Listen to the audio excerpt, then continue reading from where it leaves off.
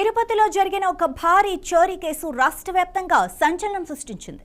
Sono Vision mobile షోరూంలో జరిగిన ఈ దొంగతనంపై పోలీసులు చాలా వేగంగా స్పందించారు. కేవలం 6 రోజుల్లోనే నిందితులను పట్టుకున్నారు. అరెస్టులతో పాటు దొంగిలించబడిన మొబైల్ ఫోన్లు, డబ్బును రికవరీ చేశారు. దీనిపై మరింత సమాచారం మా రిపోర్టర్ అందిస్తారు.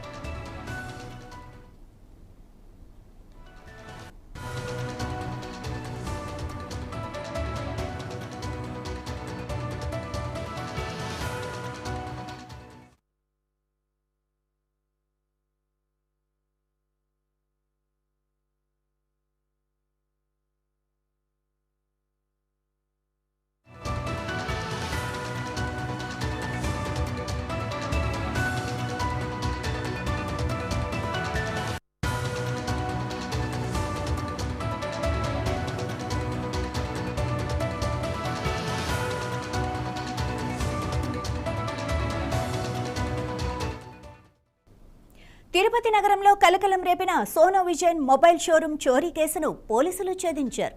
ఈ నెల 8వ తేదీన ఏఐఆర్ బైపాస్ రోడ్లోని సోనో విజన్ మొబైల్ షోరూంలో భారీ దొంగతనం జరిగింది. సుమారు ₹1.5 కోటి విలువైన 195 మొబైల్ ఫోన్లు, 5 యాపిల్ ట్యాబ్లను దొంగలు అపహరించారు. ఈ కేసును పోలీసులు అత్యంత ప్రతిష్టాత్మకంగా తీసుకున్నారు. తిరుపతి ఎస్పీ ఎల్ సుబ్బారాయుడు స్వయంగా ఈ దర్యాప్తును పర్యవేక్షించారు.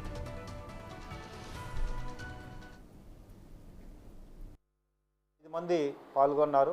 టీమ్స్ అక్కడ వెస్ట్ బెంగాల్ మరియు జార్ఖండ్ బార్డర్లో, ముఖ్యంగా జార్ఖండ్ షోహెబ్గంజ్ జిల్లా మరియు పశ్చిమ బెంగాల్ ముర్షిదాబాద్ డిస్టిక్లో ఎక్కువగా అక్కడ ఆఫీసర్స్తో కోఆర్డినేట్ చేసుకోవడం.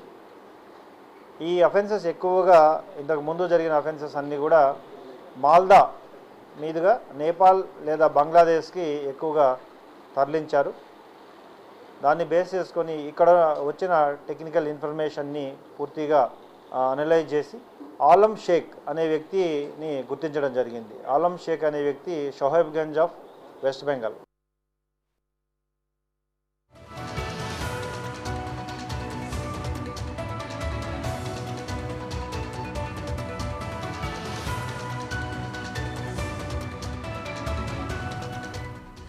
కేవలం 6 రోజుల్లోనే పోలీసులు ఈ అంతర్రాష్ట్ర దొంగల ముఠాను పట్టుకున్నారు. జార్ఖండ్, నాగ్పూర్, పశ్చిమ బెంగాల్ ప్రాంతాలకు ప్రత్యేక బృందాలను పంపించి 4 నిందితులను అరెస్టు చేశారు. ఈ ముఠా భారీ మొబైల్ షోరూంలను లక్ష్యంగా చేసుకుని దొంగతనాలు చేస్తుందని, ఆపై దొంగిలించిన వస్తువులను బంగ్లాదేశ్ సరిహద్దుకు అక్రమంగా తరలించి విక్రయిస్తుందని పోలీసులు గుర్తించారు. దొంగతనానికి ఉపయోగించిన పరికరాలను, ఇతర ఆధారాలను కూడా పోలీసులు స్వాధీనం చేసుకున్నారు.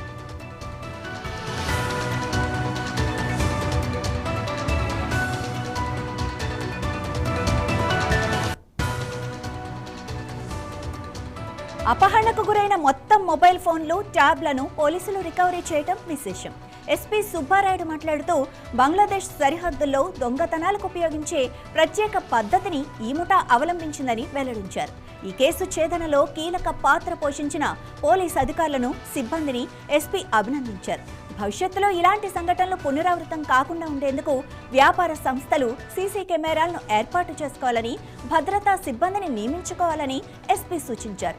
నిందితుల నుంచి మరిన్ని చోరీల వివరాలు రాబట్టేందుకు పోలీసులు విచారణ కొనసాగిస్తున్నారు.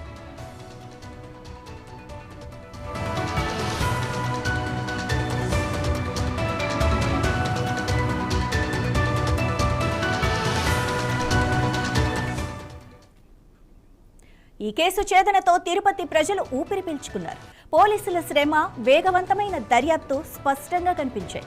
దొంగిలించబడిన వస్తువులన్నీ తిరిగి స్వాధీనం చేసుకోవటం ప్రశంసనీయం. ఎస్పీ ఎల్ సుబ్బారాయుడు ఆదేశాల మేరకు దర్యాప్తు బృందాలు అద్భుతమైన పనితీరును కనబర్చాయి. అంతరాష్ట్ర దొంగల ముఠాకు చెందిన మరికొంతమంది వివరాలు తెలిసే అవకాశం కూడా ఉంది. ఇక వ్యాపారస్తులు భద్రత పట్ల అప్రమత్తంగా ఉండాలని పోలీసులు మరోసారి గుర్తు చేస్తున్నారు.